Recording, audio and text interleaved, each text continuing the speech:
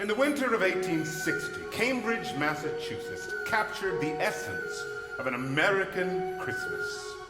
Under starry skies and in between snow-laden pines, proud New England houses push their way up through a thick white blanket. Their orange-yellow windows, like Christmas candles, are reflected in the ice-bound Charles River, glistening in the moonlight. In the silence of falling snow, sleigh bells and laughter crescendo as the Longfellow family, bundled in winter wool, is whisked along behind glossy horses. Above them, 1,000 bare branches release a shower of sparkling snow. 5 children giggle with delight, and ringing down cobbled lanes, across fields and through wooded hills and valleys are bells. Single steeple bells and bundles of carillon bells, playing those old familiar carols that make Christmas Christmas. To men and women of goodwill everywhere, this is the music of hope and peace.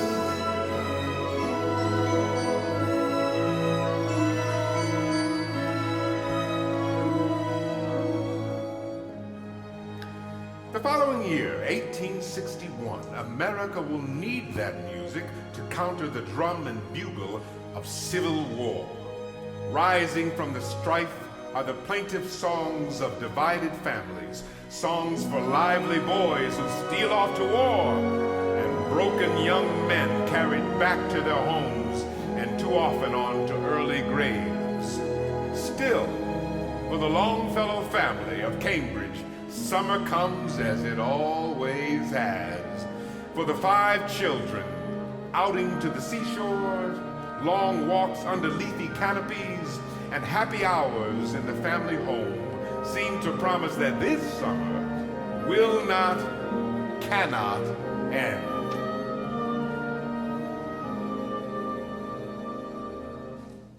Then, on Tuesday, July 9th, a fire in the Longfellow home claims the life of the children's mother, Fanny.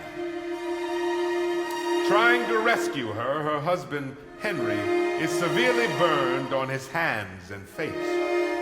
3 days later, Fanny, his beloved wife, is buried on the 18th anniversary of their wedding day, while he is confined to his bed, fighting to live, fighting to want to live.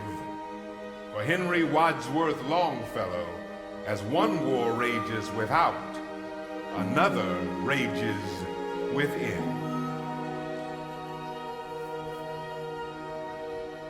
For the next 2 years, Christmases come and go. Henry writes, "How inexplicably sad are all the holidays. A Merry Christmas, say the children, but that is no more for me. Perhaps someday God will give me peace." And then Henry learns that his eldest son, Charles, who ran away to join the army, has been critically wounded in battle. Henry rushes to Washington to bring his son home, and after days of searching, he finds him barely alive. With the outbreak of war, Fanny's terrible death, and now his son desperately clinging to life, we should not be surprised that on Christmas Day, 1864, Henry reaches for his pen and writes, "It was as if an earthquake rent the heartstones of a continent, and in despair I bowed my head. There is no peace on earth, I said, for hate is strong and mocks the song of peace on earth, goodwill toward men."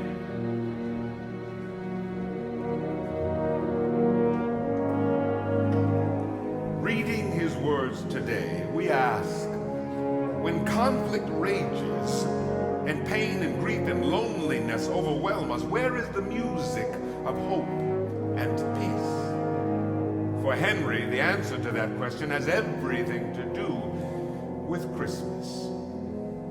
After Fanny's death, he had written, "So strong is the sense of her presence upon me, that I should hardly be surprised to look up now and see her in the room. Death is a beginning, not an end. And on that Christmas morning, it is clear to Henry that war, injury, and even death can be a new beginning. The rising sun turns the icy river silver, and the windows of the Longfellow home gold. Henry's children, bundled in winter wool, are whisked past snowy fields, through wooded hills and valleys along the road home. And they look up. Blinking and giggling in the falling snow, they hear the sounds that make Christmas, Christmas. It is the bells. And from his desk, Henry hears them too. Renewed, he plunges his pen into fresh ink, joyfully drawing it across a sheet of snow-white paper.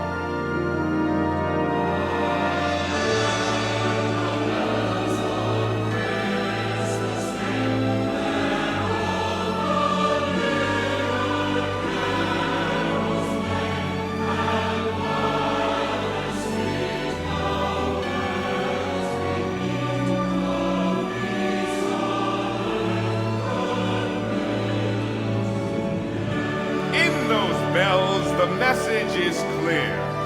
On Christmas Day, a child was born in a stable. Of that child, Henry writes, though in a manger thou draw breath, thou art greater than life and death. And so he is.